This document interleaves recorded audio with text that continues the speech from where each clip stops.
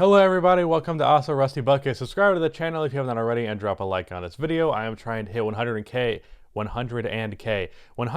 subscribers on this channel by the end of the year, so I would really appreciate your subscription. Also, I'd want to real quickly just mention, I just did a video on the Hawks-Sixers Game 2, and the title of that video is "This Series Might Be Over," and a bunch of people in the comment section are freaking out. I said might if Ben Simmons continues to lock down Trae Young. That's really the entirety of what my statement was, and then everyone read the title and freaked the fuck out. First of all, I said if Joel Embiid is healthy, the Sixers probably win this series in 5 anyways. So it's not really much of a change of my prediction. So the reaction was way over the top. Ultimately, like, people are acting like I'm anti-Hawks. I'm rooting for the Hawks in this series. I like the Hawks quite a bit. I prefer them over the Sixers. So I'm rooting for the Hawks to win this series. Calm down.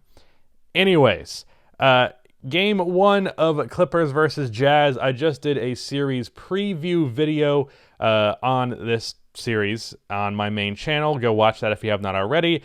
But I did see quite a bit of what I expected to see in this series in Game 1. So first things first, we got small ball Clippers immediately. They went with their Morris at center, Batum at power forward. Though the lineups on the NBA app always say that Batum is the center, but it seems like Morris is always the one defending the center. So I just think the app is being wrong.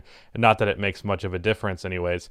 So this game was an interesting game. It started off with the Jazz shooting like, I think it was like 15% in the first quarter, somewhere in that ballpark. They shot 23s in the first quarter, and they were not going in, so they shot a fuck ton of threes that were not dropping. And overall, their offense just looked rough. They got Jordan Clarkson in there. He shot like 6 times in a row and only made one of the shots. Jordan Clarkson overall had an okay, not even really. He had a good 3-point shooting night. He got a 14 fucking threes. That's absolute insanity. But he played okay.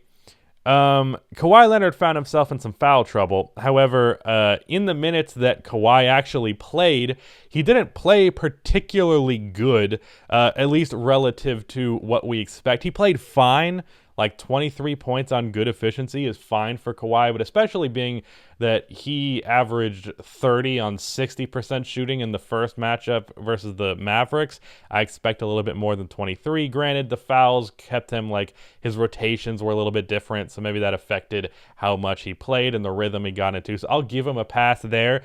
Someone that I will not give a pass is Paul George, who goes 4 for 17 from the field in this game. Now, I'll give him some credit. He hit his free throws, and he hit free throws while the crowd was chanting overrated, which was just funny. He also hit a three-pointer like in the last 35 seconds of this game, and that was a huge shot. So I'll give him the credit for that. But other than that, not a good game. And it's not as though he was defended particularly well. He had some Royce O'Neal on him, especially when Kawhi Leonard was out, and that's a pretty good defensive matchup, but he was getting plenty of clean looks. He had Gobert on him on the switch a couple of times. There was a 3 late in the game where he had Gobert on the switch, and he did a step back. He was completely wide open, and it wasn't like a step back where it's like a kind of an awkward fading type of deal. Like, it was just a straight up jump shot off of a step back, and that one missed. Mid-range pull-ups were missing. Just everything that Paul George tried just did not go in, and it wasn't due to bad shot selection or bad shots. They just didn't go in. And in my series preview video, someone called me a hater because I said that sometimes Paul George defends himself in the playoffs. I do not understand why there are people who act as though Paul George does not have playoff problems, like they think it's overblown. It's absolutely not. Sure, people over-hate him because of those flaws and those underperformances, and he's probably over-criticized as a result of them, but that doesn't mean that they don't exist.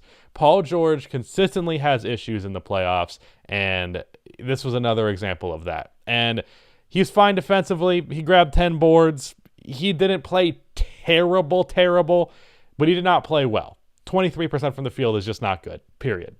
Other than that, for Luke Kennard, this was his best game of the playoffs by far. My boy Nicholas on Twitter, go follow him, Nicholas Henkel, I think is how you say his last name. I should probably ask him before talking in a video about it. But he's very fond of Luke Kennard, and I was texting him like, hey, your boy's going off, because he had 18 points on 7 for 9 shooting from the field, 4 for 6 from outside. He hit a fadeaway mid-range jumper over, I think was it Clarkson? It was a smaller guard, whoever it was. He also had a mid-range pull-up off of a pump fake. So very good game from Luke Kennard. He was pretty much the only guy in this game that I would say that had an above average performance from what you typically expect from them. Another guy worth mentioning this game, Marcus Morris. I thought he could be I still think, because it could just be just a bad game, but he was someone I expected to be pivotal in this series, because if the Clippers run small, you want Marcus Morris to be hitting threes. He got up 9 of them today. He made 1 of them. Now, I will say one thing that I mentioned in that preview video was it'd be possible for defender to just stick to him and like they'd leave Batum or somebody else open, because even though Marcus is at center, it's not as though he's big enough that he's actually a center. So he's really just, you're going to choose to leave a different shooter who's not as good of a shooter as Marcus Morris wide open. So he had decent defense on him. It wasn't just a bunch of wide open looks. Like, if he was being defended by Rudy Gobert and the Jazz did not adjust to that, he'd get up 15 3-point attempts a game in this series. So that's obviously not the case. Part of the reason why he goes 1 for 9 is that he shot 2 3-pointers in the last couple of seconds of this game. Paul George hits the 3, which makes it a 3-point game. Donovan Mitchell next possession. I'll talk about Donovan Mitchell in a second. Donovan Mitchell next possession goes up, takes the mid-range pull-up, does not drop. They bring it up court. Kawhi passes it to Marcus Morris in the corner. Rudy Gobert is right on top of him. He pump fakes, does a sidestep, chucks up the 3, misses. There's an offensive rebound. He gets the ball back, and he does a fadeaway out of the corner. Obviously, that does not drop. Well, I don't think he got the rebound. I think the shot got blocked by Gobert. But then gets the. I guess it's still technically a rebound, but gets the ball back. Fadeaway, does not go in. Clippers had a timeout. They could have called a timeout and redid that, because it was a terrible last possession. And that really resulted in this game being an L, despite the fact that they had a pretty heavy advantage in the first quarter. Now, the Clippers also shot 35%. So it's not like they were setting the world on fire in the first quarter either, but the Jazz came out struggling big time, and they did not really punish them properly for that. Not to mention, Mike Conley did not play in this game. So that was even more of an advantage that you had going for you, and they didn't get it. Other than that, let's talk about the Jazz side of things.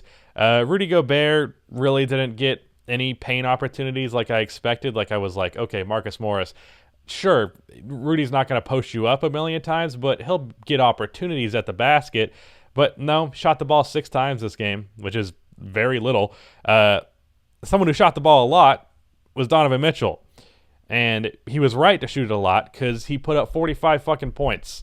He did shoot the ball 30 times, but still overall, 53, 40, 87 splits are good, so you can't be mad at him. Overall, that's pretty good efficiency.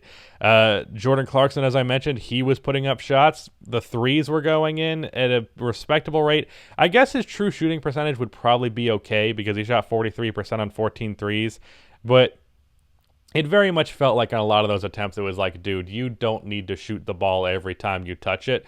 Other than that, there's not too much to say. Rudy Gobert's defense was fine. Of course, Marcus Morris didn't really punish him with his threes, and whoever else was on the perimeter, I think maybe Nick Batum was technically the guy he was supposed to be defending, but wasn't really. Nick did hit a step-back 3, which was wild, but other than that, didn't really do much. Royce O'Neal played good defense with good rebounding-wise. So, yeah, I mean, it's a 3-point loss on the Jazz win this one. 3-point loss to the Clippers. Ultimately, I still think the Clippers are winning this series, but Paul George playing as poorly as he did, combined with Kawhi not having an outstanding game, that's going to be a recipe for failure against most teams in the league, let alone the Utah Jazz, who are at least allegedly a contender. So I'm not surprised that this ended up being a loss. In fact, the fact that it was a 3-point loss, despite the fact that the Clippers had that going so hard against them, Could argue that's a positive sign. Another thing worth mentioning here is that we did see a good amount of Zubac. He played 20 minutes in this game when he was getting like 10 minutes to close out the Mavs series. That's because even though Mitchell just had 45 on good efficiency, he's not, nearly the type to punish the switch to the degree that Luka was versus Zubac. So they can give him minutes, especially because of Rudy Gobert. So that's why that happened. But this game in general, while it was a very good game, there's nothing that stood out too dramatically other than Paul George playing like shit. So maybe don't do that again, Paul. I doubt you're watching this, so I don't know why I'm referring to you directly. Anyways, again, with that Hawks Sixers video, I was saying the series is over if Trae Young continues to get locked down by Ben Simmons. I don't feel like that's a hot take or being, what's the term, reactionary.